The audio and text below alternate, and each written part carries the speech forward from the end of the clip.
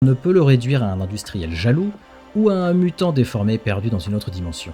Il est un conquérant, un alchimiste, un stratège, un rival scientifique, un seigneur féodal, un ennemi familial, un damné cherchant à sauver l'âme de sa mère. Cette mosaïque narrative se prêterait aisément à une grande saga cinématographique, à condition d'en exploiter la totalité des potentialités.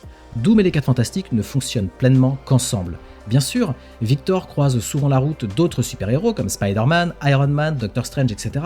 Mais son cœur de cible, son obsession, reste toujours ce quatuor. Il se compare sans cesse à Reed Richards, jalouse la complicité amoureuse que Reed partage avec Sue Storm, méprise la force brute de Ben Grimm et l'arrogance flamboyante de Johnny Storm. A l'inverse, la synergie des 4 Fantastiques repose sur le soutien mutuel, chacun compensant les faiblesses de l'autre. Si l'on voulait produire un film réussi autour de Doom, il faudrait impérativement rappeler à quel point ce méchant est 4 en 1.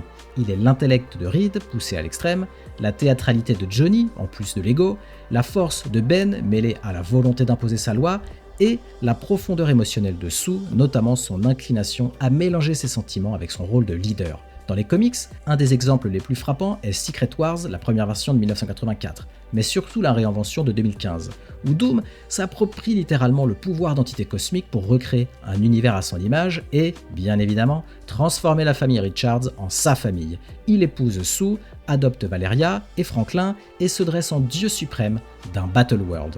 Ce tour de force scénaristique a pour but de mettre en relief la nature profonde de Doom. Il admire et jalouse la cohésion des 4 Fantastiques au point de vouloir la reproduire, mais uniquement sous son propre contrôle.